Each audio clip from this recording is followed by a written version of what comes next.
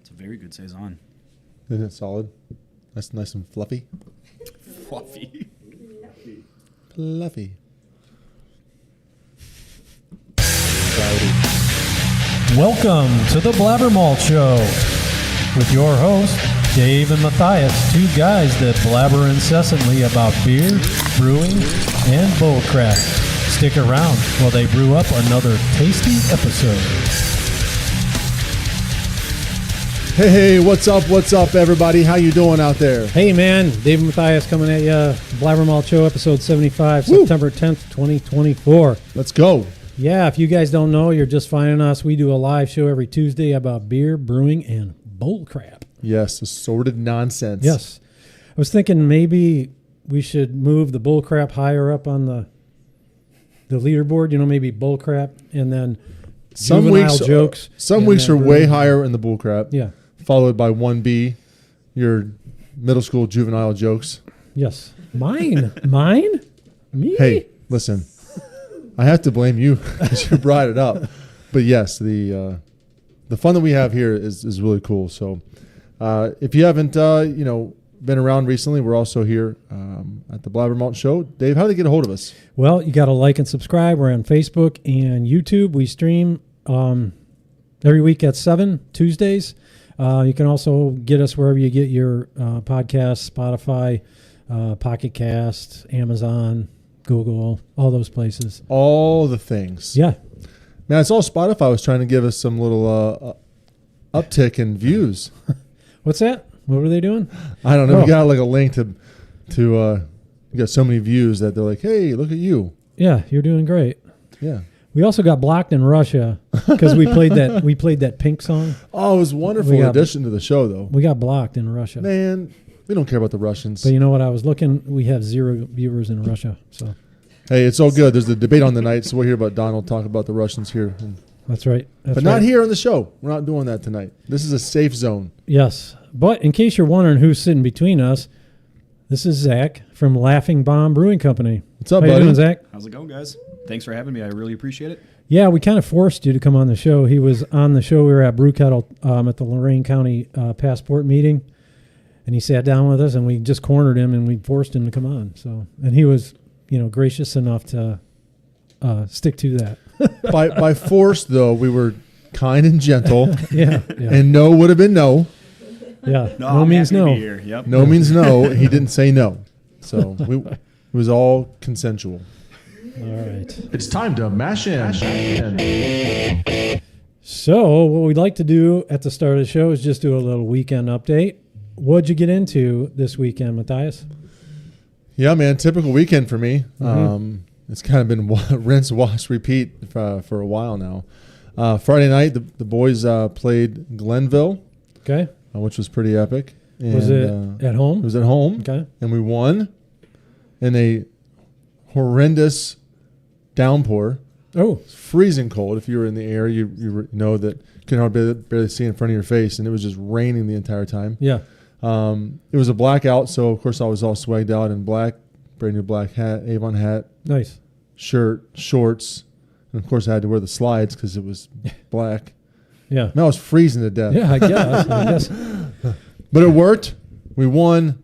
So it was a great night for them. So it's always good to beat the defending state champions 2 years in a row. 2-year defending state champions beat them 2 years in a row, so that's pretty awesome. Yeah, nice. And then Mason played JV on Saturday, and then Max had an official visit at Toledo, a game visit. Oh, that's right. So we busted out of that JV game, went to the Toledo game. They played UMass. Yeah. And got all the credentials and on the field, and just really enjoyed our time. So it was just a good day with the boys. Sunday is my day in Madison, so went out there and kind of palled around with everybody out there and just kind of. Yeah, I went to school in Toledo.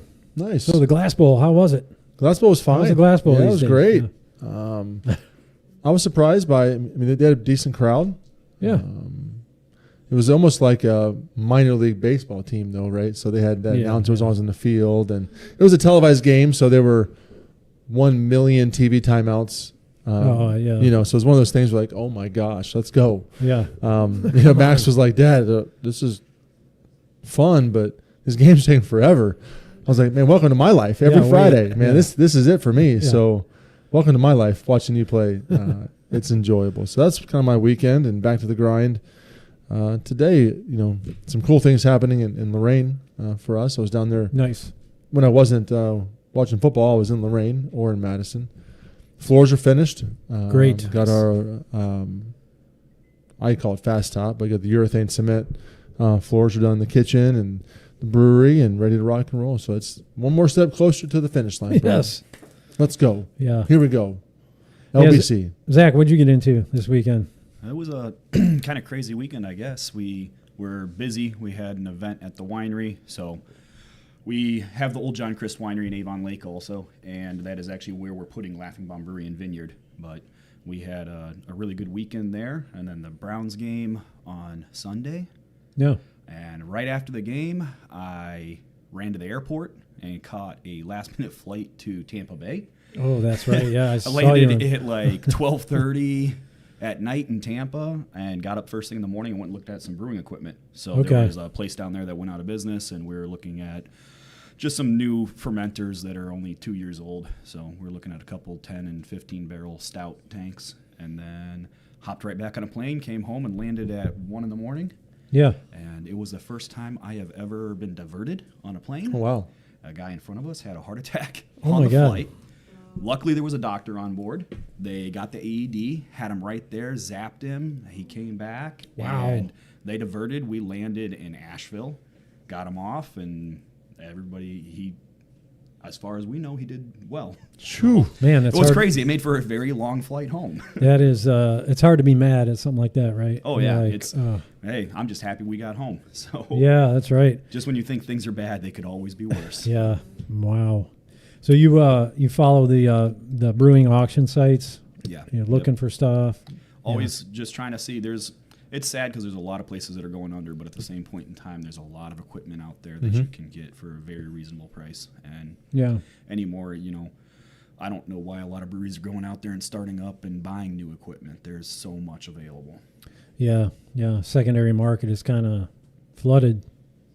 It is. I mean, all of our breweries are PKW stuff. And so, you can look on their used equipment website, and they have full packages of places that throughout the United States have sold their product back to them, and they're trying to resell it for PKW them. has a secondary Yep. resale. Yeah, that's part of the process. What they do is that they guarantee to your financer or whatever that they'll buy the product back for 75% of what you paid for it.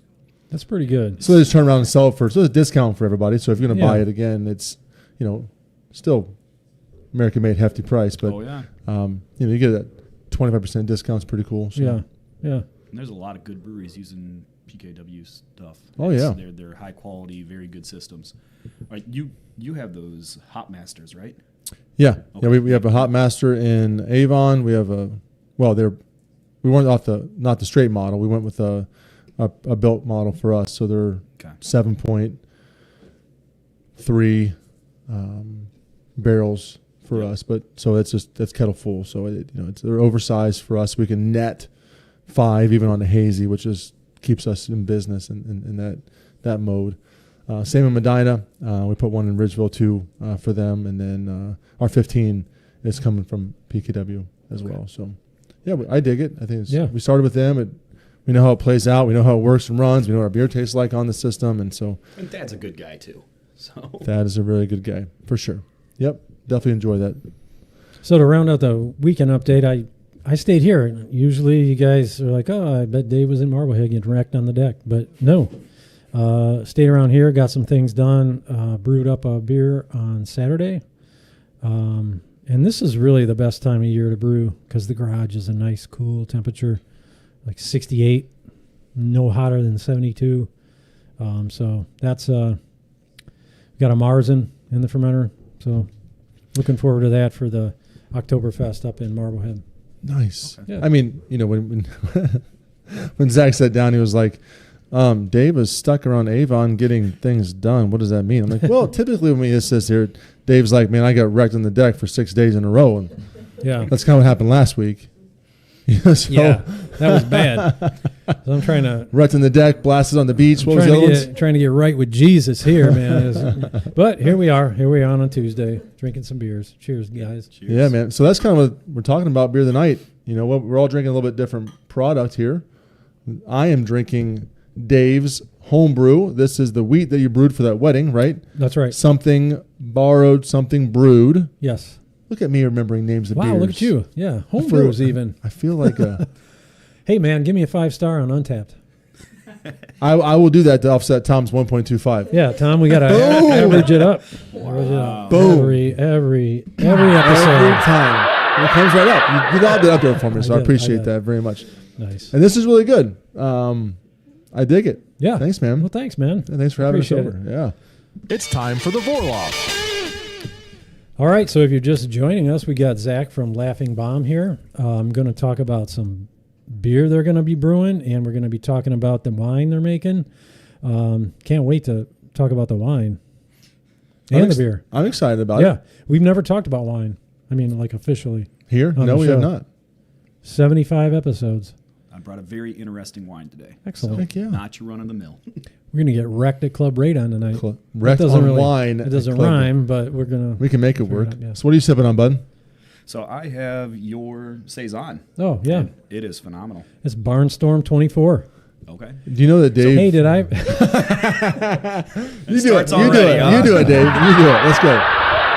So if you look between us, behind us, there is a little Sam Adams long shot competition that I won. But 2016.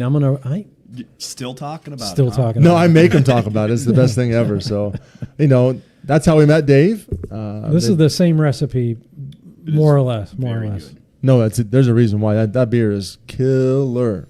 So, what are you sipping on, brother? I have. This is the other wine, the other beer I made for the wedding. Happily Ever After IPA. It's basically Marblehead IPA with a little bit different hops. And I had a sip of that. I thought it was really good. Yeah, You were unhappy with it. it's I use the Kvike yeast, and it's I don't know. It's okay. I'll drink it. What hops did you do? It was Citra Centennial. This has been a minute ago. Citra Centennial, another C. Chinook. I don't think it was Chinook. Chinook. I can't recall. Let's get it on with the nookie. You know what we should do? We can't talk to you about what you're doing in life without having a sip of this wonderful looking bottle of wine. Yeah, we gotta get the terroir, and that's a wine term. Yes. If you didn't know, I didn't know. you did know. Mm-mm. I know you. So Know. what I brought in is I have two daughters. I have a 4-year-old named Gracie Rose, and she is the sweetest, kindest, most bubbly little girl in the world. And then I have a 2-year-old, and her name is Adeline, and she is bold and spicy and full of fire. Okay. So our first two wines that we were releasing under the Laughing Bomb brand were Gracie's Rosé, and it is a sweet, bubbly rosé, and then Adeline. And this Adeline is our bourbon barrel-aged Cab Sauv. Wow. What we did is we went and we got... I love the marketing. I love the marketing Yeah. you put into this. So we actually got, and I'll put the label up there just so you can see it, 2 of Tom Gray at River Roots Barrel Company. So Tom Gray's very well known in the craft beer industry. He was at Fatheads, Masthead, Railroad, New Belgium. He's been around for quite some time with a very impressive resume. Mm-hmm. And we got 2 of his 14-year Kentucky bourbon barrels and then aged our Cab Sauv in it for 6 months. And that is what we have here. Oh man, look at that deep garnet. With that River Roots Barrel Company, they actually partner with Michael Simon, the chef. So he is one of the owners in that company. And they are River Roots because they were all from Rocky River, Ohio. Okay. So That's fun. You want to pour the other two? Last two? And let's go to the back. Dave, that goes to the peanut gallery back there. peanut gallery. We're pouring beer for Tom tonight. This is a Pouring wine for Tom. we're pouring wine. I'm sorry. Winter chicken dinner. Look, trying to give me crunk over here. It is 15%. So We're talking about. I think it's a good question for us to get into it. Laughing Bomb Vineyard, Adeline, bourbon barrel aged American cab, 15%. Woo! Holla. Check it out. He already is a professional and did that, but Cheers. Thanks for Cheers, bringing man. this in, sharing with us. Where can we get this at? So you can get this at the winery only. So it is the John Christ Winery in Avon Lake, and it is one of those. It has a lot smoother flavor profile to it than you would expect coming in at 15% and being Bro. aged in bourbon barrels. Yeah. bro, Deliciously smooth. that is Thank you. that is really good. So I think I answered one of my questions I had for you. Were you going to keep the John Christ brand name, or are you going to do Yes. your own? Okay. Yeah, so we'll always keep the John Christ brand. Okay. They opened in 1946. Mhm. There is a lot of history there. What we are doing is we're keeping everything that they did so well for so many years exactly the same.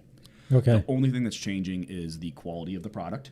From a fermentation standpoint, is a little bit better. It is, we come from a fermentation background, and so we've cleaned a lot of the recipes up. Their top-selling wines are super sweet fruit wines from Ohio. I think everybody would say the same thing when you hear John Christ wines, right? Yeah. You think that kind of very sweet Yes. red blend. You have peach and And that was one of the unique things when we had the ability to purchase the winery from the Kopp family was John Christ and his family sold it in 91, and the Kopp family had owned it since then. John Christ, he was actually an immigrant from Macedonia, and he worked for Welch's in the vineyards tending to Concord grapes. Oh, the east side? Yeah. And Cleveland, I'm pretty sure that the start of the winery was, Welch's Concord juice. He was Sure. fermenting at home, and then they started their own winery. So his number one brand is the American Sweet Blend. Yep. And that's the John Christ Special Blend. It is a 85% Concord, and it is a very good Ohio wine. So we're going to keep that history. Yeah. We're going to keep the John Christ brand going and continue to produce some of their award-winning wine. And then obviously on top of that, creating your own brand Yes. of wine on Yep. So my last name's Laughing. It's an old German name that actually was Lochbaum, and then they Americanized it. And when you start a business, as you know, it's very difficult to name a business. And It we're is. sitting there, we're like, what are we going to call it? Especially And a brewery. Yeah. Yeah. And my wife was the first one that was like, well, everybody calls you Laughing Bomb. She's like, just call it Laughing Bomb. And it worked out well because of the winery, and so many of the wineries are named after their winemakers and owners. So we just went with Laughing Bomb Brewery and Vineyard.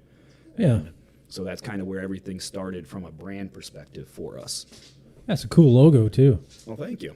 So the logo is a play off. My oldest brother was infantry combat medic in the Army. Yep. And he was a 68 whiskey, and he was always called Laughing Bomb, too, because of the last name. So Yeah. he had designed with my cousin 2 Laughing Bomb logos, and that was the original play off of it was, hey, you know what? That would look really cool on a beer bottle. So Yeah, definitely. I thought the same thing. And, military, it looks heavy metal. It's just a cool logo. thank you. edgy, all the fun stuff, right? Yep. Yeah. And I think that's what is going to be a good conversation here tonight, really, is kind of just dive into some of these questions that people might have, because apart from now going to your location and talking to you and hearing what's going on in your world, it is kind of quiet, right? Yeah. At the moment. Yes. And so, we have some things in common with the of Avon. Yep. And also, and before that, right, knowing that you were going to come here and some conversations we had in your previous employment.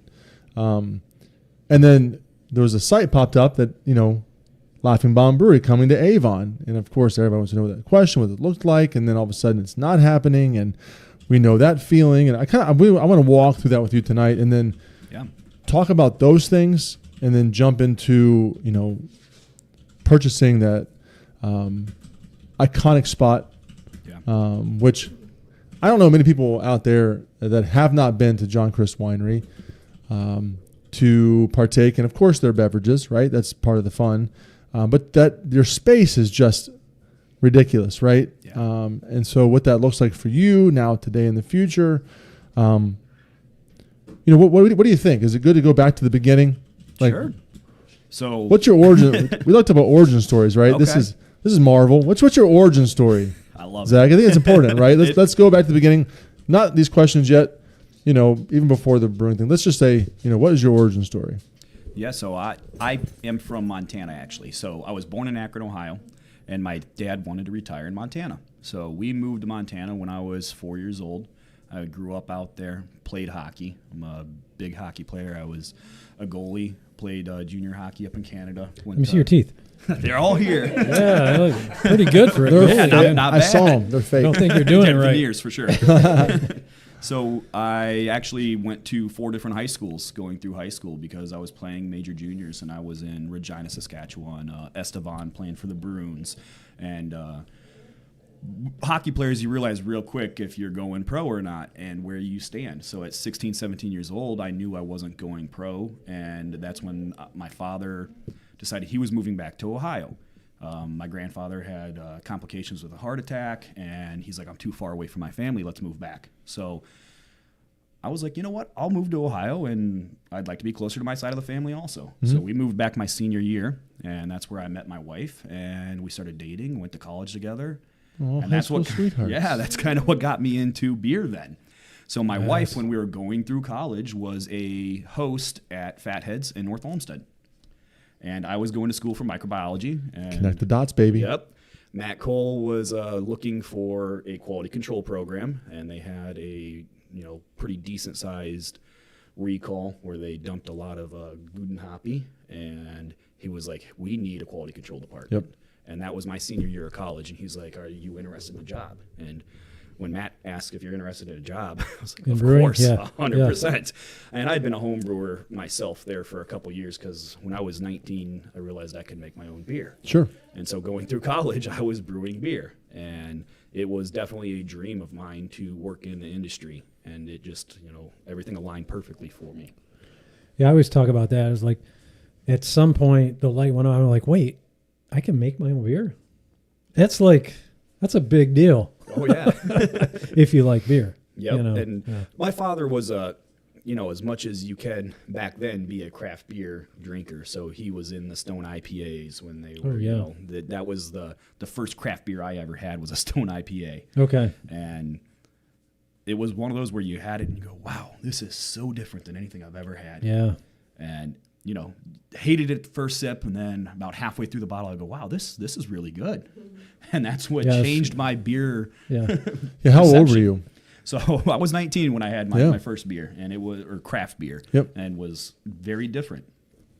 Stone's a great one to get into. That's like It's a good one. that's yeah. that's not really a gateway. That is like in your face, punch it. Let's Yeah. go. Yeah. Right? Oh yeah, That's a good one. It was one of those things where you're like, I realized I loved hops at that point in time, and so when I got my first job at Fatheads, I mean, the amount of exposure and time that Matt and I got to sit down and develop recipes and look at all these different combinations and how we could blend things to make the perfect IPA, and it really did. It opened up something for me that I hadn't realized.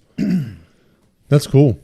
As we kind of just keep that backstory rolling, right? So, you were 19 and you had your first Stone IPA. Great beer. If anybody hasn't had that yet, those are all quality products to go try if you want to do that. When did you get into home brewing? So it was my freshman year of college. I realized, hey, I can make some beer. So I started home brewing, and I actually joined a homebrew club and Nice.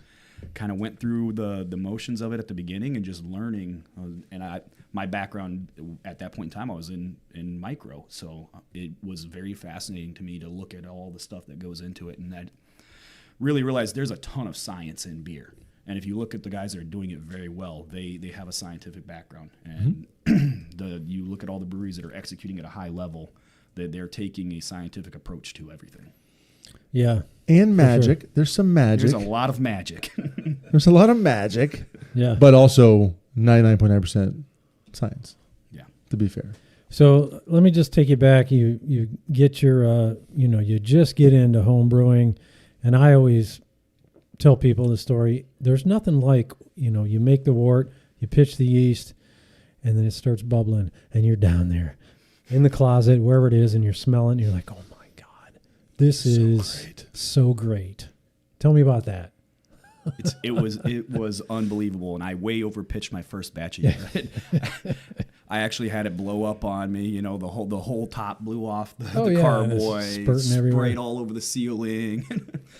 Temperature control at that point in time I hadn't had the concept of, and it was Chico, and it ripped. Nice. So that batch of beer was not good. You're like, this is hot and it's terrible, but I'll drink every drop of it. Doing it. Yep, it was my first one. I'm like, you know what? We're doing this. It's great. Yeah. It's great. That's wonderful. So what was your first system? And what did you brew out of? Like, was it a... Yeah, so my first was just a 5-gallon spike, essentially. Wow. So, yeah. Look at you. I found a used spike that somebody was getting rid of in the homebrew club, and I was like, all right. How old are you? I think I already asked you that. I'm 34. 34. Yep. So that kind of gives you the roundabout idea of what you can purchase online, right? Yes. when you get into brewing, right? I'm just saying. Yeah, I mean, that's true. I am significantly younger than Dave. Shut up, man. I'm not really, but it's funny. Yeah, you kind of am. I kind of am. Yeah. And mine first was a gift of a Mr. Beer kit, right? Yeah. Which tends to be kind of the thing, right? You kind of talk about, I'm going to brew beer. There's little buckets. You buy them at Walmart, whatever the people got it from. You try it once, you're like, that was great. You're so excited. If I'm going to keep doing this, I got to figure out something else. And so my brother was an engineer in college at UC, and so he was a home brewer even in early college, and so that kind of connected that really quickly. And he had one of those small coolers that lifted up ones and a braided rope, and we did that once. And then I went out and bought my own, cooler system and igloo and made it myself. And you're constantly upgrading. Because you know what? You're saving money when you're home brewing. Saving a lot of money. Yes. You're not spending any on beer. No. I probably still bought the same amount of beer. Outside of your homebrew. Yeah. You just shared your homebrew, like, look what I made. Yep. Look at this. Try this. Yeah. That's great. And then spent thousands of dollars on equipment. Sure. But it was worth it, right? It's always worth it. Starting either with a little bucket system and moving way up to, how long did you stay? What did you transition homebrew wise? Where'd you end up? So I ended up just doing 5 gallons the whole way through. Once I started working at Fatheads, you start, That's right. It slows down. It slows down. Yeah. And next thing you know, you haven't homebrewed in a couple years, and the equipment starts to listen not. Listen to Zeck. I'm homebrewing. I'm 22. Things are great, and then I'm brewing a lot of Fatheads, and I'm brewing world class beer, and I'm running their microbiology program. Fatheads was like program. like any brewery that size at that point in time. I got a job, and Matt's like, "We're gonna make this work." He's like, "We're gonna figure it all out." And here's a broom closet. Let's turn this into a lab. So that was I worked out of a closet for my first couple years there because that was what we had available, and you just make it work. Yeah, and then you graduated to the new one. Oh yeah, it's a massive building they have there now and state of the art. And that's one thing Matt always does. Yep, he never cuts corners and never takes the easy way out. So that's really cool, man. That's really cool. So you can brew great beer.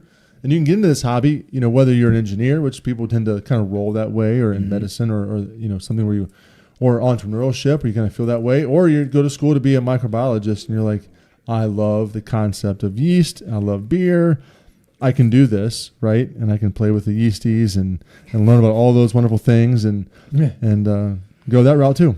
Yeah. There's ton. I mean, engineers. You understand the, moving fluid around efficiently, and you can get into it that way. Yep. Or you're in sales and you just like beer. You can still do it.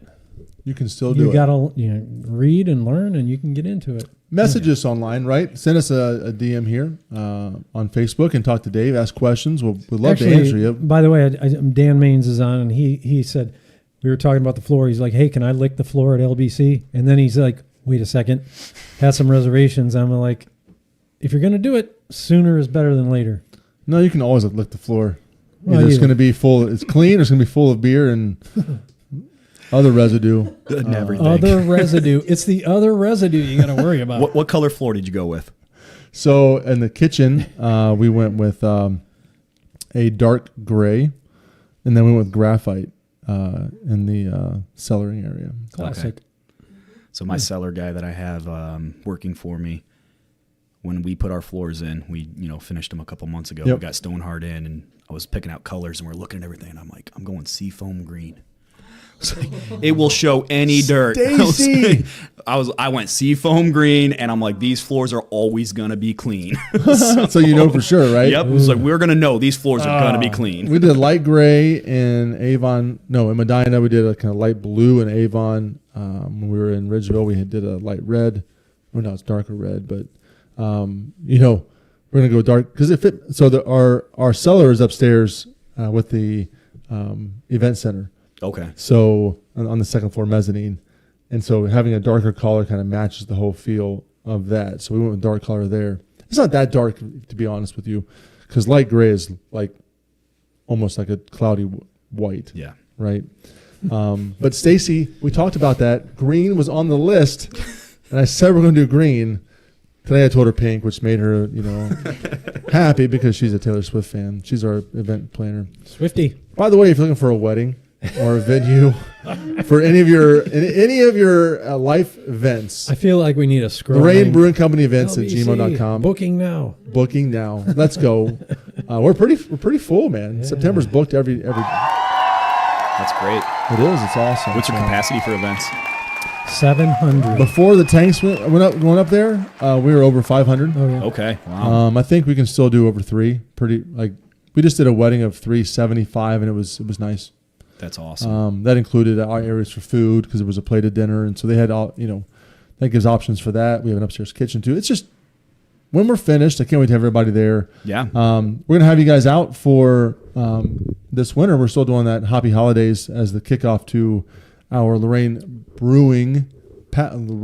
County Brewers Passport. Tommy's here for that. There was a date, but I don't think we said It wasn't formalized yet. We're still trying to figure out. We had someone call about a wedding, and they were super desperate. And they asked for December 7th, which was the date we were going to do for the Hoppy. Is there a pregnancy involved? Is that why they're desperate? I don't ask questions. Don't ask, don't tell. Okay. Right? Okay. Especially when they're having a wedding. And so we haven't confirmed. I forgot to confirm with her today whether or not we're going to have the wedding on the 7th. But I'm going to assume. What's her due date? Do we know? I'm going to assume Hoppy Holidays is going to be on the 14th, but I am not totally sure yet. But assume it's the 14th of December. Hoppy Holidays at Lorraine Brewing Company Event Center. Our very first 11 breweries, Tom? 11 to 12, depending. Depends 11 if to 12. Haven's ready to roll, right? So maybe 12 breweries, all set up, pouring your favorite holiday festive ale and another pour. And it's going to be a wonderful event. We'll have some really cool heavy hors d'oeuvres and food for everybody. Just a big kickoff for us to have a little party to get ready for our launch of the Lorraine County Brewers Passport, which I got to tell you is huge for us in Medina. So I'm stoked about that. Yeah, I think everybody's very excited about it. It's going to be an awesome thing for Lorraine County. Nice. So, I have a question though. Okay. Do you mind? Ask away. No. So you mentioned before, I wanted to keep in my head. You said when Matt Coles calls you kind of have to figure it out, right? That is true, but I know you probably had some other things in the works, right? Yeah. So what really prompted that decision at that moment to jump into, okay, I went to college to do microbiology. They don't have a program yet. It sounds fun. Fatheads is big. They're getting ready to do their own thing, but they're not there yet. And so I may have a closet. I might not. Matt's a super cool dude. They make great beer. But I'm doing this other route. Like, what really prompted the decision to say, boom, screw it, I'm in? I was pre-med and was looking at med schools. Yeah, I knew that. And I sat there and I go, you know what? I can't always work at a world-class brewery that's up and coming. Keep in mind, this is 2011, 2010, 2011, where Fatheads was, their production facility had just gotten up and going. I'm like, you don't always get an opportunity like this for a job. I was like, I can always apply and go to school. So I took a chance and decided I'm going to wait. I'm not going to school. I'm going to take this job and see what happens. So, and the other thing that really helped was Matt was more than happy to do anything that he could to make this work. And so he sent me up to Siebel Institute. So I went up to Montreal, did Siebel Institute for, microbiology in the brew house, just connecting all of the dots. And I'm happy that it ended up the way it did, because I don't work a day in my life. You know how it goes. There's hard days. Every job has its thing, but I love what I do, and it's a passion. It's a passion project for us, and being able to start our own place was the ultimate goal from day one. So yeah, you're at Fatheads. What prompted you to decide to come out of the closet and start your own brewery? Dude, not everybody does that, dude. You're here for the bull crap too, right? Not everybody has to come out of the closet. So we upgraded and expanded at the new facility. Apparently he did. Apparently he did. They put in these huge glass windows, and people just sit there and stare at you. Yeah. I'm sitting there doing qPCR, pipetting things, and turn around, and there's just somebody staring at me. And what people don't realize is that even though I'm in a box with windows, you can still hear everything that's said because of the drop ceiling. And I'm sitting there working, and these two guys are laughing. They're like, oh, man. One guy goes, he looks like a monkey in a zoo. And then the other guy goes, yeah, maybe they should stop feeding the animals so much. I'm just kind of sitting there. I'm like, man, I've had too much beer. I'm starting to get fat. I look up, and I just look at him, and that's when he realized that I could hear him through the window. His face turned bright red. He turned around and just walked away. Should have taken one of those pipettes and gone, drop it. Yummy. But building out that lab at the new production facility was just one time out of your entire life that you're like, hey, I've got a budget, and it's not unlimited, but it's a large budget. How do we do everything that we need to do for this production facility? And it was a very unique opportunity, and I was very happy that I stayed on for that, because I was about to leave right before we did that production facility. So I ended up staying on. I actually put a resignation in with Matt, was leaving, and we did not find somebody to fill my position. So I ended up staying on an extra 3 months and working there until we hired somebody and trained them and had them in the lab working before I left.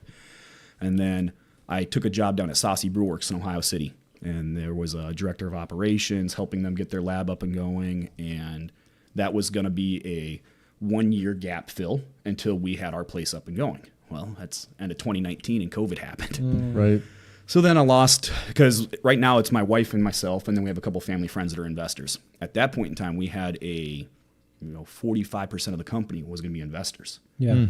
And almost every single one of them backed out when COVID happened. So we went from being like, hey, we're starting this brewery, we're looking at buildings, we're ready to go, to COVID happened, lost all of our investors, ended up being at Saucy for another 2.5 years that was not anticipated. And that's when we started looking at the place in Avon. So there's a Nagel Crossing right by the Cleveland Clinic. We're like, hey, you know what? Couldn't find a building, but this is going to work. We're going to do a brew pub and restaurant, going to keep it small. And the city of Avon, like some people sitting at this table know, were a little difficult to deal with. They didn't want to give us a patio permit. There was I'm not lying, people. They were making it very difficult. And at that same point in time is when John Christ Winery announced that they were closing. Yep. And so they announced on a Friday for that weekend. I showed up on Monday morning looking through the windows of the winery and was like, hey, they're closed. Nobody's there.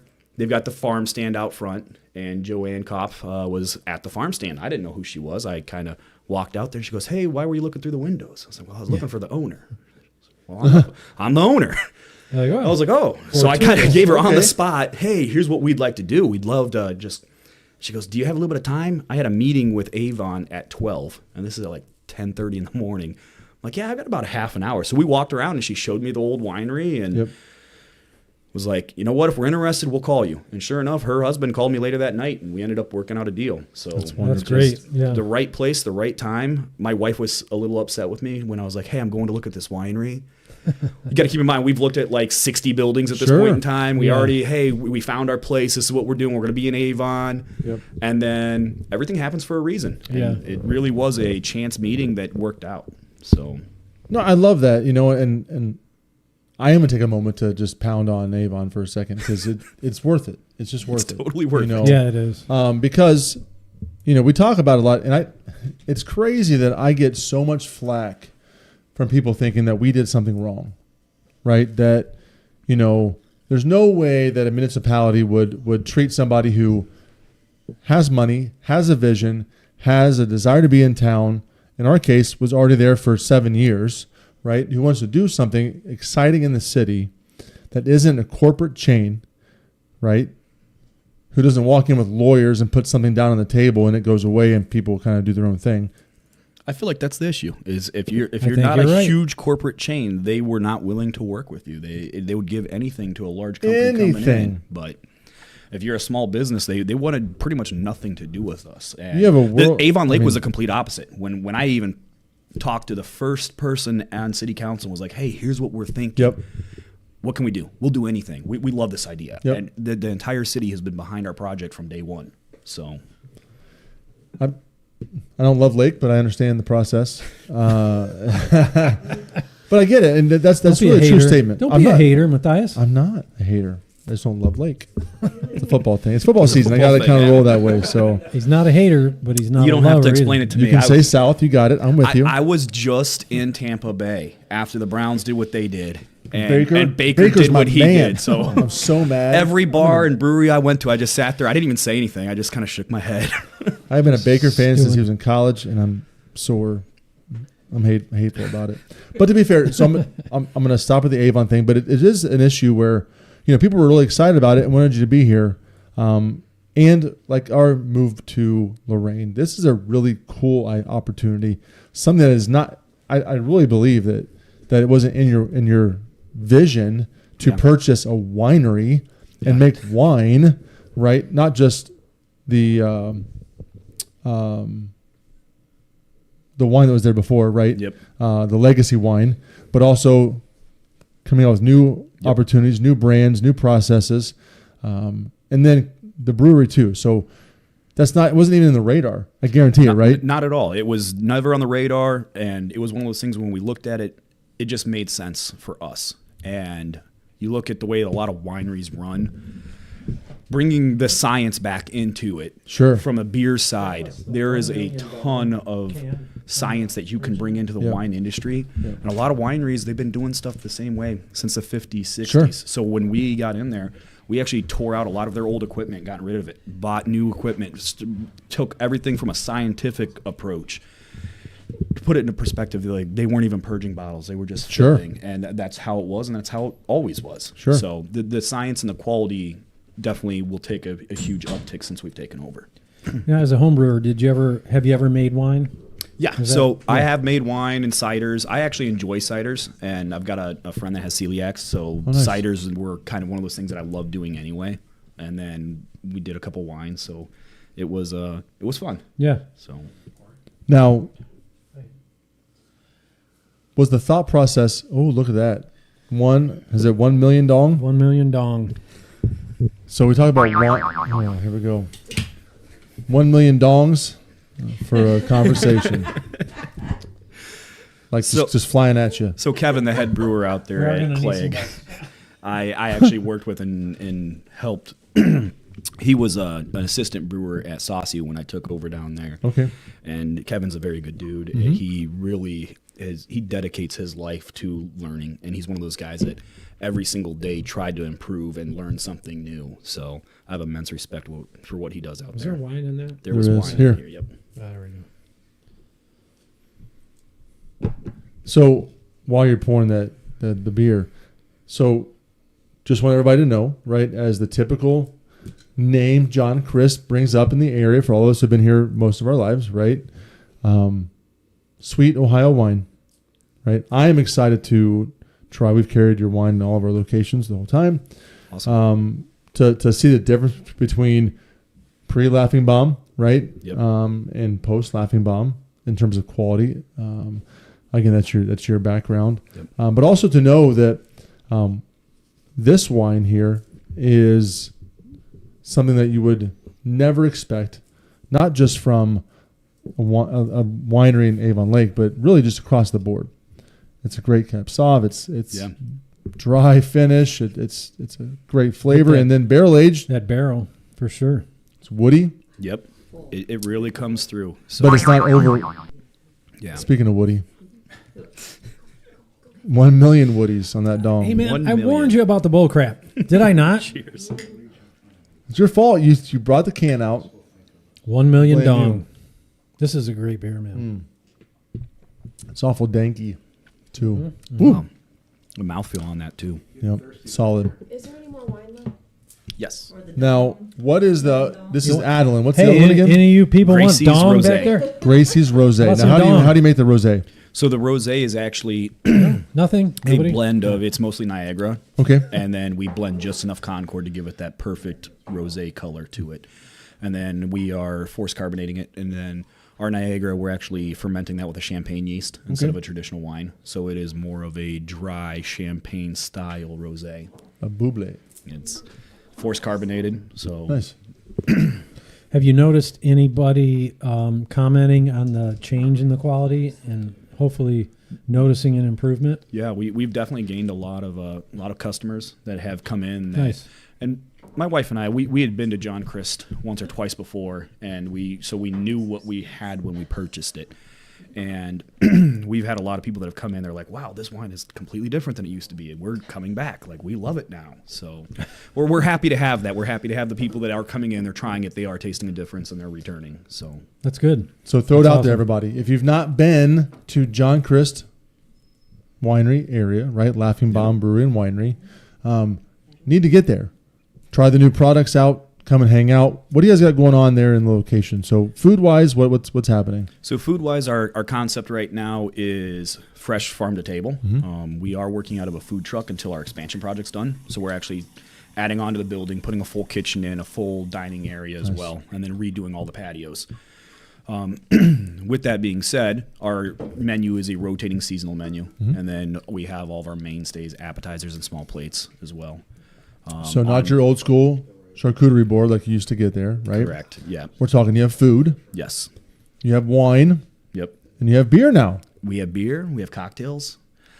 We bought another slushy machine, so now we're running rotating cocktail slushies and wine slushies. I love those slushies there. Not gonna lie They about are it. delicious. Not gonna lie.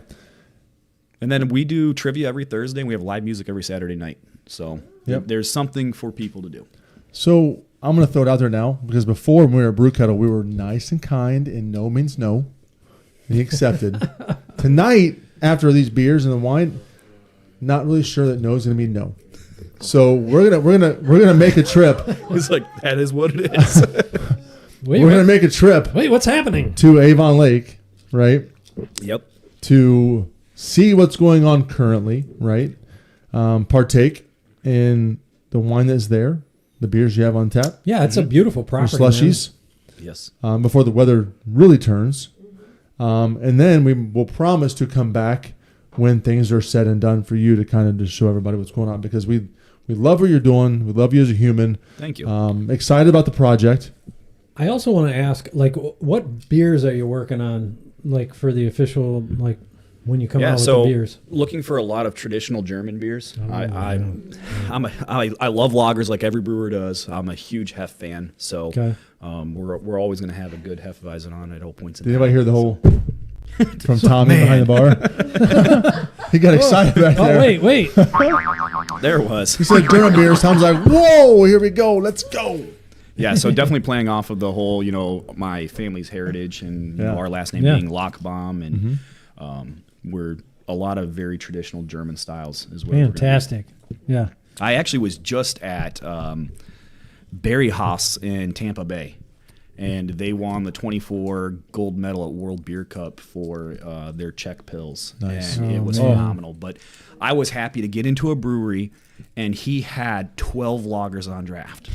One IPA, one hazy, one Hef, and that was it. So I'm looking, Sounds like and Medina. he had 14 handles, and almost all of them were lagers. So it was a great experience, and he was making some really good beer down there. Nice. I dig a Czech pills. Wow. Man. Oh, Big Czech time. Bills done well. Nothing better, man. I think so too. And so, question, right? We were just at Crooked Pecker, Ding, ding. And so, epic show, by the way. If you haven't checked it out last week, we had a wonderful time out there. The Pecker boys are coming back to the studio 10-1. Yes. 10-1. Yes. You should come for that. It'd be fun. If you can ever get away from the fam. Yeah, I got just a little side note. I got this shirt. I got a small. It's a little tight. You've been working out. Flex for us, Dave. No, I'm not going to do that. Yeah. The workout stations. I don't know. I might gift this to the wife and get a medium. But I was A schmedium. Get a schmedium. Dave's a schmedium. But the mediums were like it was a monochromatic. It was like black. I would get a black one, and it was just white lettering. I like a multicolored pecker. I like full color pecker. Do you want a monochromatic pecker? Yeah. What? I don't want. If you're, I'm not asking for any of those myself full personally. Color, so monochromatic pecker. Full color pecker. Dave wants a full color one. Full color pecker. The spectrum. I'm sure they can make that happen for you. Okay. So as that went downhill fast, the conversation was supposed to be not about hazies, right? It was about the fact that the entire conversation revolved around their lager program, right? Yeah. As they are working on pills and lagers and true to style beers, German beers, side pulls, the whole nine, and their excitement level in that. One, because I think as brewers, right? I mean, I dig this beer. It's wonderful. I think a wheat beer is great. The Saison was killer. Mm-hmm. There's just something exciting about a wonderfully made, beautiful lager or pils. When it's fresh. And it shows your talent as a brewer. Yeah. It shows your ability to have a complex, balanced beer with nothing hiding any off flavors. You can't hide anything. It is the definition. When I go to a brewery, that's one of the first things I do. Sure. I try their lager. And it gives you a good judge of how they run their brewery. Mm-hmm. So, Yeah, you're not wrong. And so with that being said, do you see a trend in people's drinking habits? And if so, what might that look like? I think so. I think that the lagers are really going to be the next thing in craft beer. I think we're going to see a huge uptick in sales of your light lagers and a lot of the traditional German styles.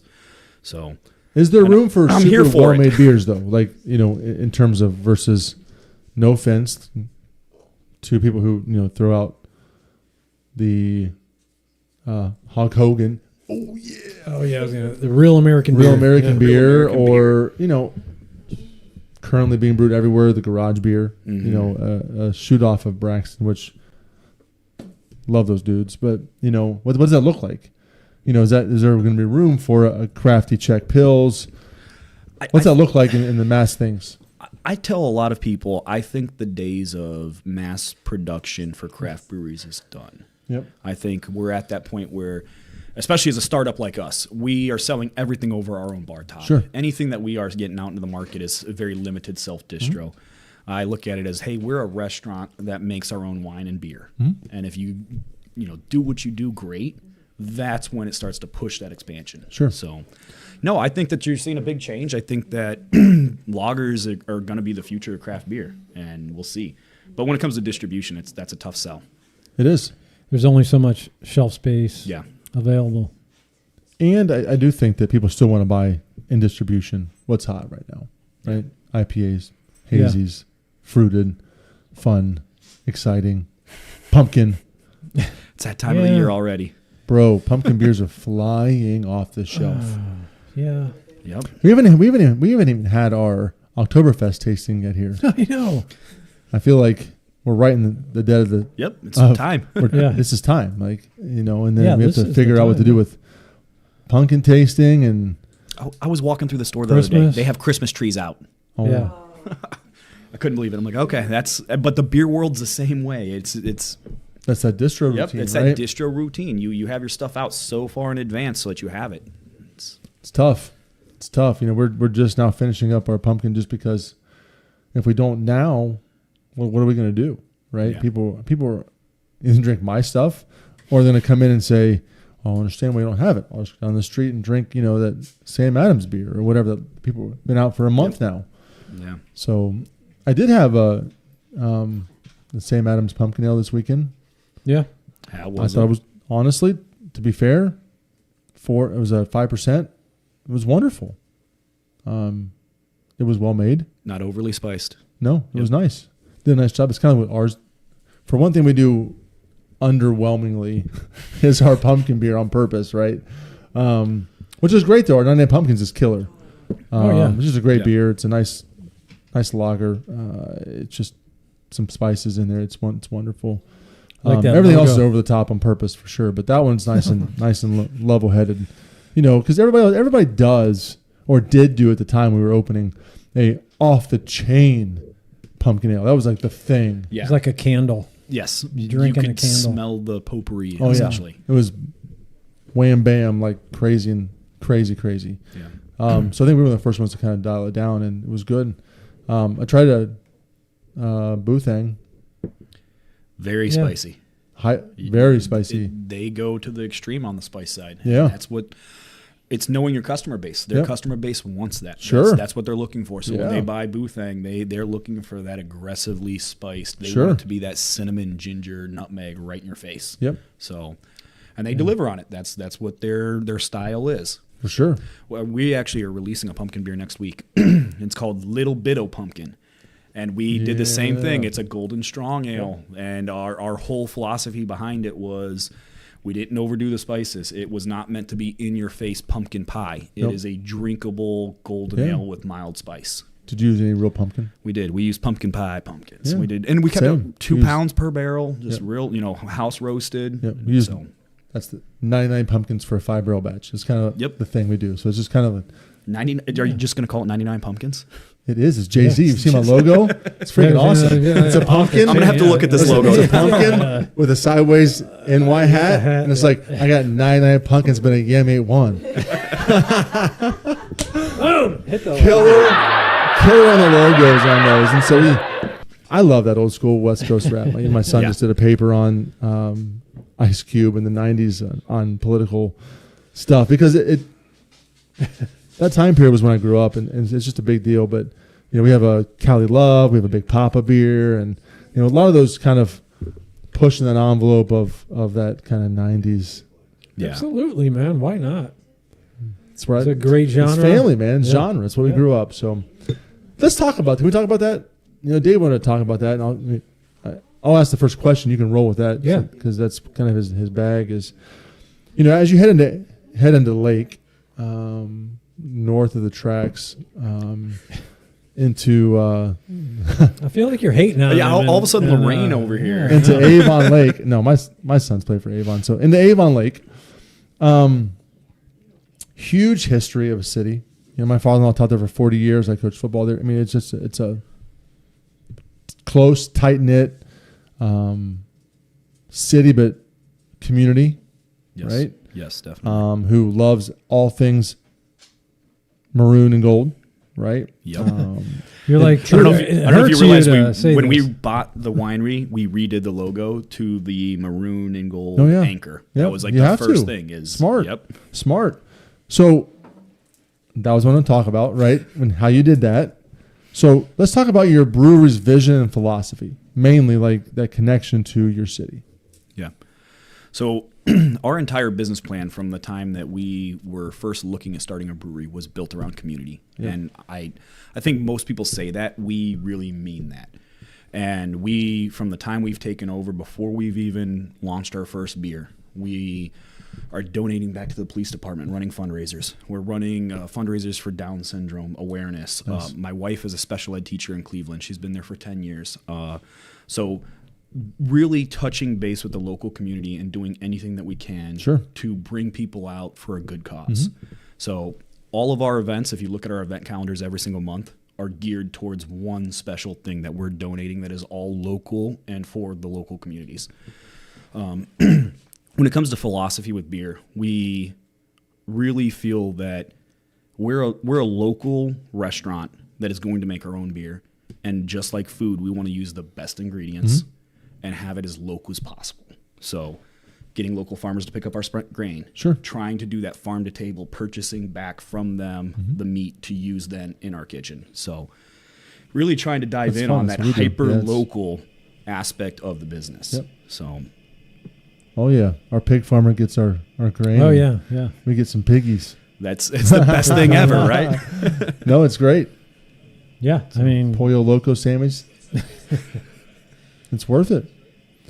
So looking at, maybe future names of beers and whatnot, are you looking to kind of keep that surrounded by what? I mean, two wines so far have been family. Yes. So that was our first thing was like, hey, we have 2 daughters. They are our world. And our first, with it being our last name and our business, was to release our first 2 releases for our daughters. Yep. I think Gracie, when she gets older, is probably going to be like marketing and social media. Addie's going to run the business. She's cutthroat. I told my wife, I was like, she's probably going to fire me. That's what's going to happen. So that's my daughter. We had her on the show. She's intense. So yeah, no, beer names and everything moving forward, wine names moving forward are going to be hyper local. I'm a simple person when it comes to stuff like that. I don't like the long, lengthy names. I want something that's short, sweet, and simple. And so then, 99 pumpkins, but a Yam 81. See, See? I can appreciate it. Too much. I would have just done 99 pumpkins, but It is 99 pumpkins, but Yeah. the tagline's kind of fun. the tagline is fun. That's what makes it, though. It's So super punny puns aren't. I'm not too big into the puns. We'll have a couple here and there, Yeah, but for sure. I'm the KISS. Keep it simple, stupid. Yeah, yeah. So And I was asking because, there's a couple breweries who kind of roll with family names and kind of keep that thing moving, including out in Medina. yeah, Right. I do dig that. I dig the wines. I think it's a fun thing. Do you think you can expand into more of your own personal wine into kind of more of a typical? Again, Yeah. I'm not saying that Ohio wines aren't typical, but kind of pulling back to do more of a typical wine lineup too. yes. So our ultimate goal here, and this was what the Adeline was right off the rip, was bringing in high quality raw juice from California. We are going to bring everything up, buy the best juices from the right territories, and then ferment everything on site. And then it's our wine, our terroir. Sure. But we don't have our own vineyards, so we're buying the best local juices and then the best juices we can get from California Sure. and the regions for those. And we want to. The Laughing Bomb brand is going to be more of your dry wines. It's going to be a lot more viniferous styles. Sure. The John Christ brand has nailed down your fruit wines. They've got your sweet local Ohio wines. And so complementing that with our brand, I think really will drive the business forward too. So, Oh, I agree. I think that Yeah, you That's just a huge deal. widen your profile. yep. Yeah. We had no idea that we were going to have wine to complement our beer. So just Sure, right? having that along with the brewery, there's something for everybody. And I think you see that a lot too, where brew pubs before would just have their own beer. And they wouldn't have wines. They wouldn't have cocktails. And then as they started to push forward and as competition got tough, everybody started bringing in other things and having guest drafts, bringing in wine, bringing in liquors, because that's what people want.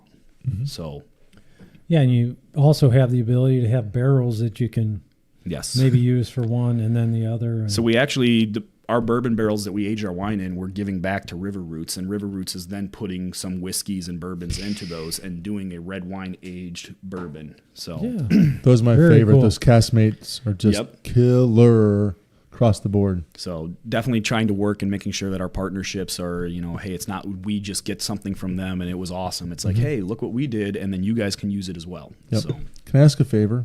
yeah. Can you age a beer in maybe a Saison or something like that in a red wine barrel? 100%. Because Yeah. that is my favorite Yes, that is adjunct on my style. one of ever. our first Honestly, things we it's want to do. Yes, is Absolutely the most epic collaboration of a wine barrel beer ever. and so we could do a collaboration. You heard it here. We'll do a three-way gonna collab. happen. We'll do a We'll do a three-way. three-way We'll collaboration. brew his beer Saison at our system. in our wine barrels. Oh, See? Yes, I just three-way. Yes. That's why I love the call it community, a though. menage a trois. See, he already named it. Yeah. So, but that is the unique thing about this industry is the collaborations. That is cool. It is something awesome. Because we did. Dave has won several brew competitions that we have brewed. Has he? Well, not just this one. This one What? we talk about Say every what? week. That one? But local homebrew competitions that we have sponsored as some early on Lorain County breweries, and then had those people brew with us. We brew with a few other people, Jason Lowry. I just hired somebody who was a homebrewer that won a competition. Mike Perman, who's our new brewer in Medina. Mike, love you, dude. Enjoy your vacation. Can't wait to give you back. And then Dave, brewed a few things with us. One of them being your Blackberry Saison. Yeah. A Blackberry Bambalam. Blackberry Bambalam. Bambalam. Ow! Killer beer. Goes on. It comes off. People just blow through it. It's a stellar beer. It's a good beer. But we have not brewed your tried and true Saison. I'll let put that on tap, right?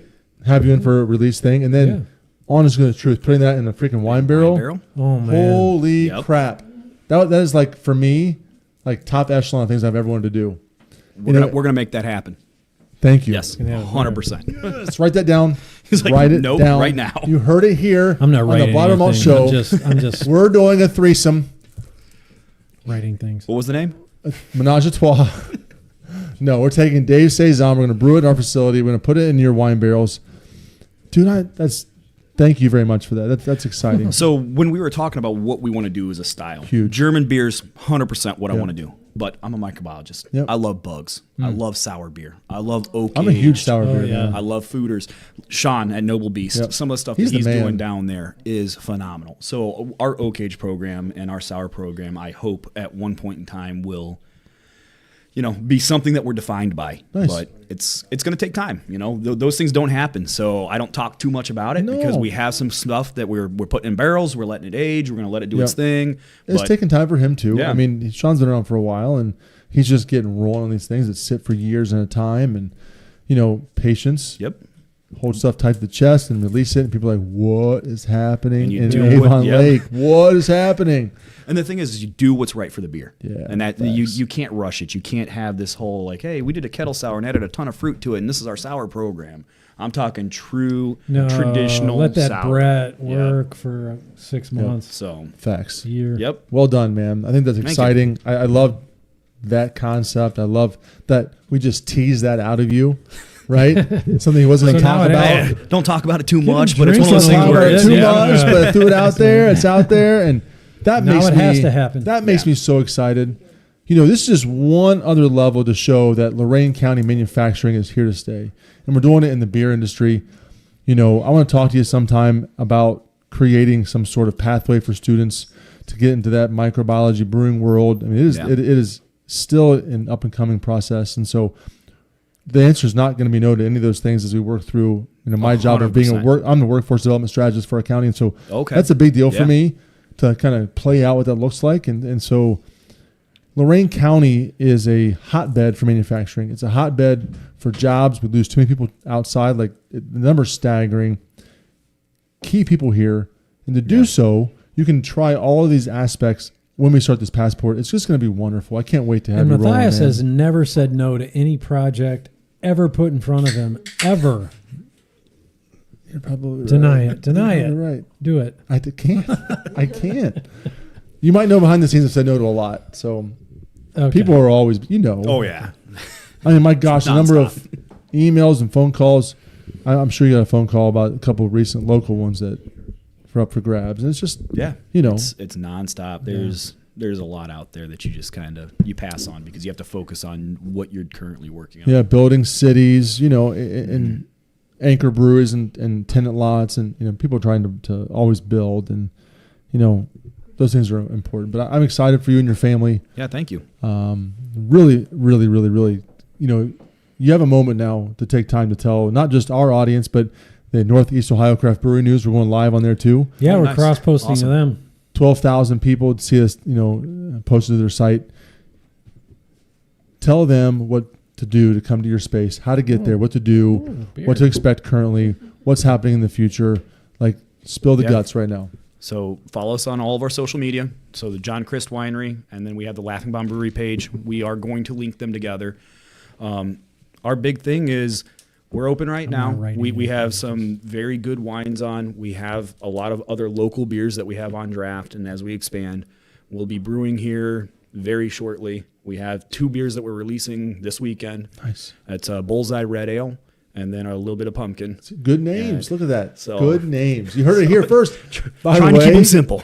Yeah. Bullseye's perfect for your. Yeah, it's in the logo. We've got a great local graphic designer, and his name's Max. He does awesome work, and he's really been kind of tailoring we're a young company, so really getting that all together. It takes Sure. a while to define yourself as a brand. It really does. Marketing and all.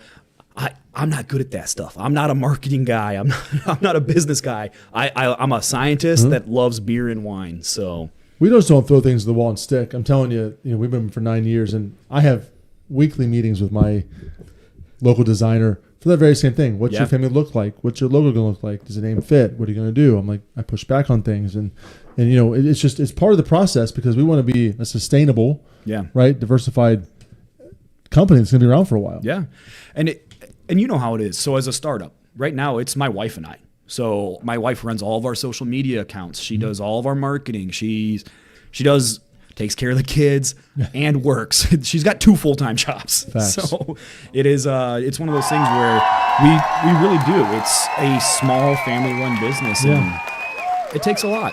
So and you've been there, you've done it. So you definitely get it. In the throes on a regular basis. This beer here we just got poured is called Off Color Brewing Crispy Beer for Pizza. And that is exactly what it tastes like. Thank you, Dan Maines. Dan Maines, my Dan man. Maines, bro.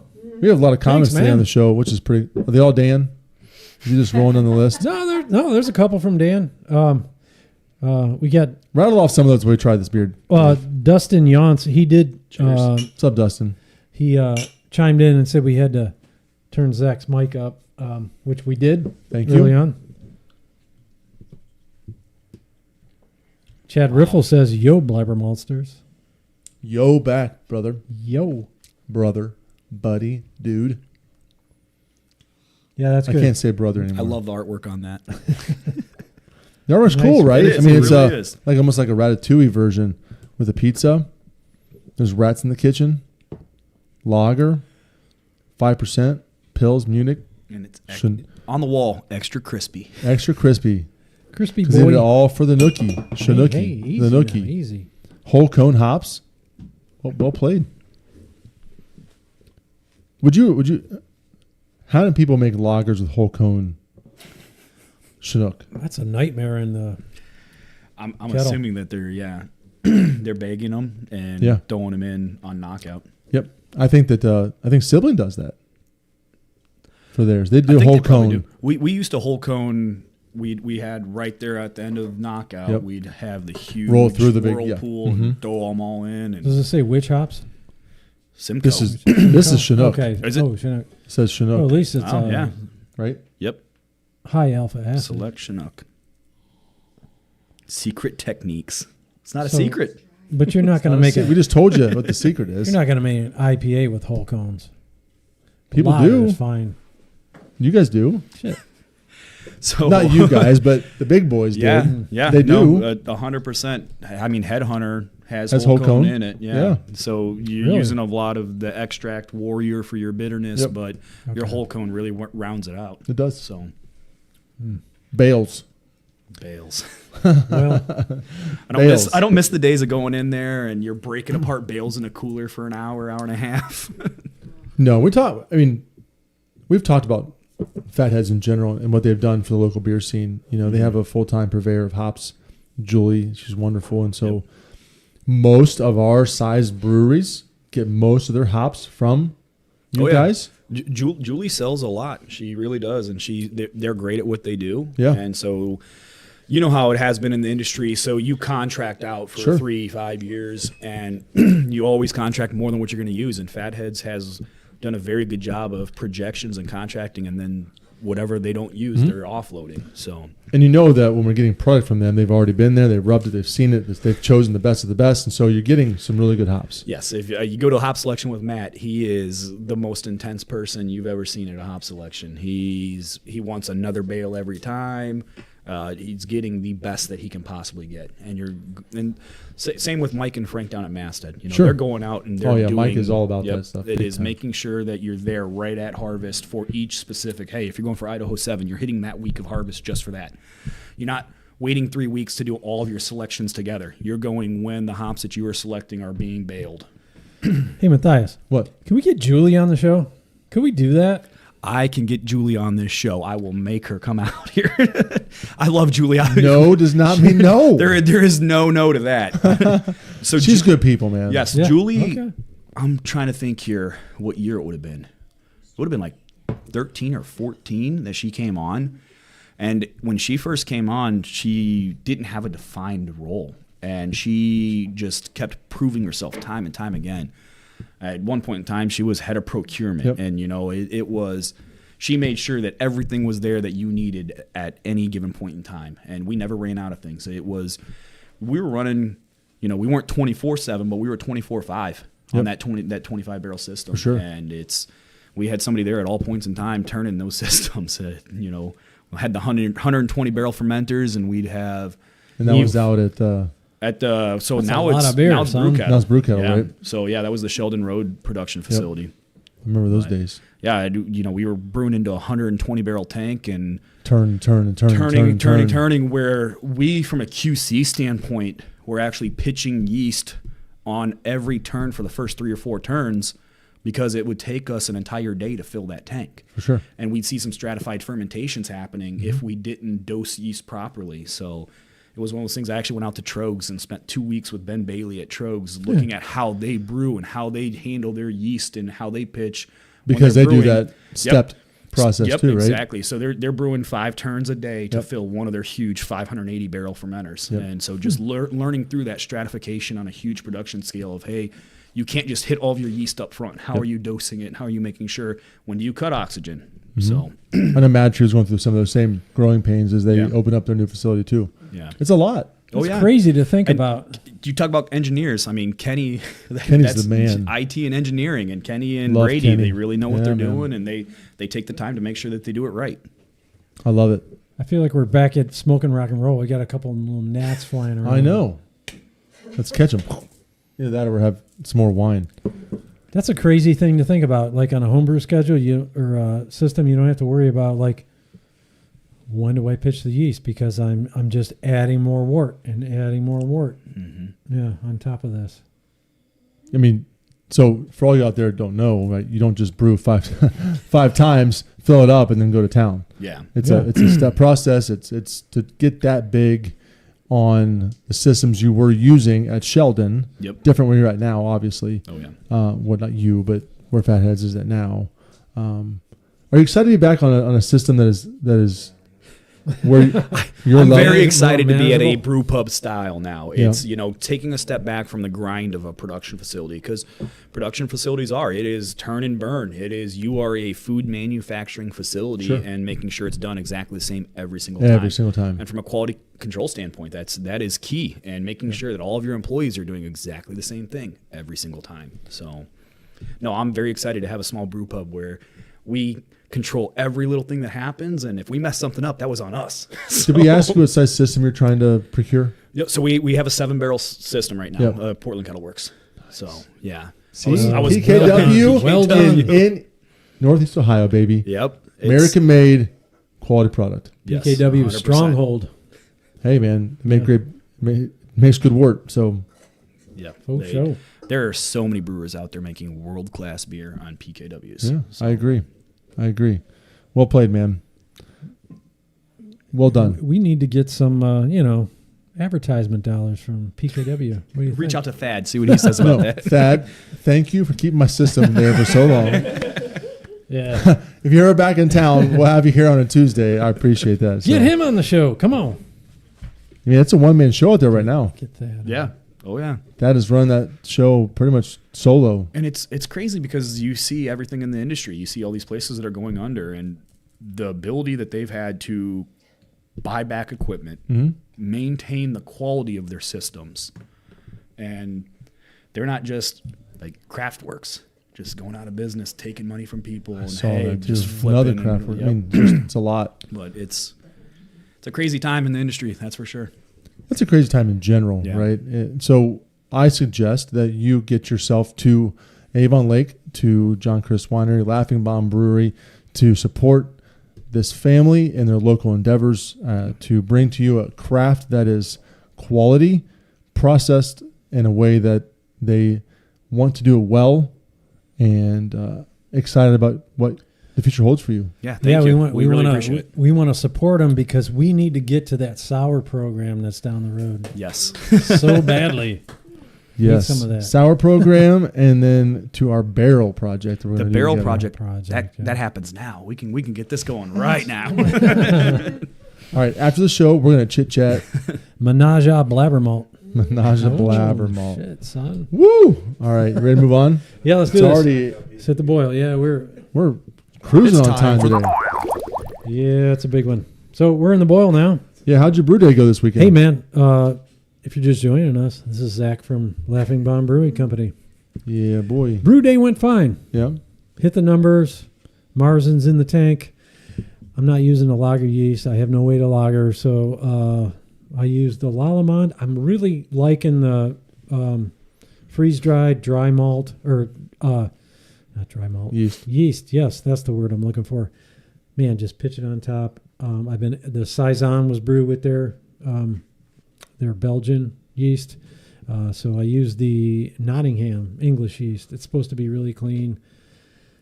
Supposedly okay for a Marzen. Mm-hmm. I mean, if you're going to... Those dry yeast from Lalamond, when I was at Siebel up in Montreal, that's where they dry all of their yeast at. And they took us in a private tour back in their drying facility. Yeah. One of the craziest things you've ever seen, but they had these huge cylinders with the fans and the dehydrators that are blowing the yeast up and dehydrating it. It was all proprietary. They wouldn't let you take any pictures. It was very cool to see how they do that. And state-of-the-art yeast. Boy, times have changed with dry yeast. Oh, yeah. Yes. The days of having dud yeast, it's over. They do a very good job with their dry yeast. That's wonderful. Yeah, so I mean, I've been happy with the last 3 or 4 beers I made with their yeast, and so I'm just going to keep rolling with it until I get that glycol chiller. October. Boom. Really? Back order till October. So here we go. I'm going to get it. Get some. So what do we got going?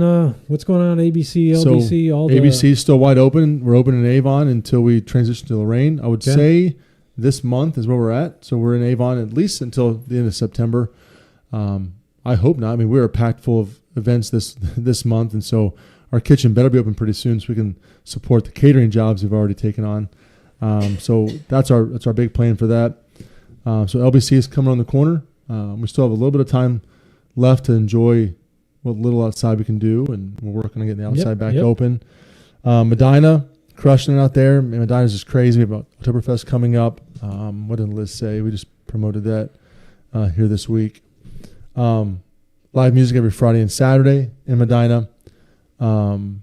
Always. It's a great place to hang out. If you have not been to Medina, right in the basement of the Farmers Exchange building.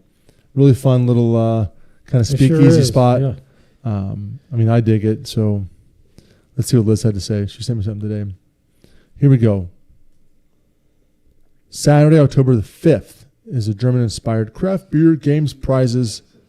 Again, specials by Big Dog. You probably make some cool sausage for the day. Some sausage. That's October the 5th. Madison, we're rolling out our updated menu. A bunch of new beers on.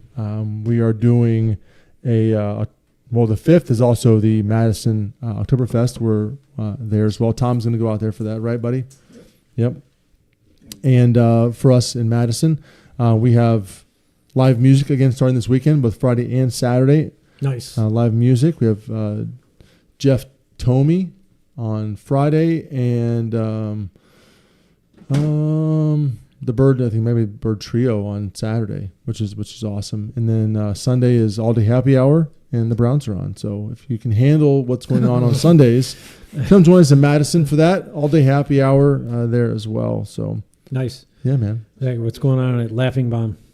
So this weekend we're releasing our first 2 beers. Right. So we have our red ale, a Buckeye Red, and then a little bit of pumpkin, our pumpkin ale, releasing this weekend. Yeah. We do trivia every Thursday, and then we have live music every Saturday, 7 to 10. So nice. Yeah, definitely Sounds excited awesome. to be here. Get out there. Can't wait, man. Can't wait. Hey, big beer event though coming up. Yeah. We got Brewers of the Corn coming up. This is the last one. This Friday. We will be there pouring our beers. You're going to be there. Yeah, man. It's your second go around, our third go around. It is a awesome event. I It mean, what is. is more Ohio than pouring beer in a cornfield? In a cornfield. Everybody has said It's about that event. Yeah. phenomenal. It's so fun. It's great. Yeah. I'm just so happy they came up with that idea. and Yeah, it's great like, experience. It's like been received so well. Yep. So Medina's going to be there, right? Yes. Who are you paired with? I have to go back and look. I can't remember. Sorry. It's been a It little might, crazy. be Market Garden. I think I'm with Market Garden. Yep. NBC, we're hanging out with Southern Tier. No, Fatheads is there. It might be with Fatheads. I'll have to look. I cannot remember. You're the Fatheads. Bell Tower, Wrecking Crew, Penguin City, Market Garden, Working Class are all there with you guys. Big deal coming up. Again, if you don't have your tickets yet, this Friday the 13th at Four Paws, Red Wagon Farms. Buy your tickets. It's a great time. Yes. Yeah. I've heard nothing but glowing reviews. Yeah. Got a couple music events. Well, just one, actually. Billy Morrison, Sunset Strip. He's our boy. We like to plug him. Friday night, he's going to be at the local in Yikes. Strongsville. He's your boy. Plug away. He's my boy. I know. Plug away. Plug away. All right, I'll plug him. He's with. They're with Bad Juju. Another plug. I'm just promoting him. He's Well my played. boy. I like to promote him. Thank you. Because, but I'm the one. I'm the problem. I'm the problem. I'm the problem. It's me. So Bad Juju is another. They do more like '90s rock. You know. Yep. Yeah. So Cool, they're good. man. Super good. Hey, if we screwed up, man, how do they get a hold of us? Oh my God. Email us at blabbermalt@gmail.com. If those jokes were bad, they were. They are very bad. I know. Let us know. That's part of the bull crap. We're expected. Expected to do that. Yeah. It's Heck part yeah, of the, man. it's part of the thing. Check out Northeast Ohio Craft Brewery News for all your brewery news, Yes, beer we- releases, We cross post to them events. every show. Yeah. Check them out. They're the hotbed for those things. That's where I get my news. Heck yeah. Oh, show. Ready to roll out? Yes. All right. Well, thank you. It's for time to having me. grain out. Hey, man. Zach, appreciate you coming out today. Yeah. Can't look forward to coming out to see your space and to do our Menage a Trois beer together. It's going to be wonderful. Yes. What's coming up, Dave? Well, we got a couple things coming up. We have next week. We have Auburn Acres Hop Farm. They're coming in. Local farm making hops. I know a lot of people use them, so I'm excited to talk to them. 9/24, we have Cleveland Beer Week. Yep. They're coming in the studio to talk to us everything about the events that they put together for us. 10/1, Pecker's in the house. and they happen to be crooked. They're going to be in here. Muffleheads is coming in October 15th, and actually we're going there to their facility in Wakeman. The following week, the 22nd, they're going to be here in studio. Thank you. The 29th, I'm not sure what we're doing. Pumpkin beer tasting. Let's do it. Are we going to do that? Let's do it. Or we might have Cloven Hoof coming in. Either one. So Or both. or both. So we don't know. I'm excited. Cloven Hoof. I just realized the owner plays in a metal band, so I checked him out. They're freaking heavy, man, like death Nice. metal, right up my alley. Can't wait to talk to that dude. Good. Guys, like and subscribe us. Yes. Hit us up. Okay. Follow us. Until next time, stay Stay malty, malty, Cleveland.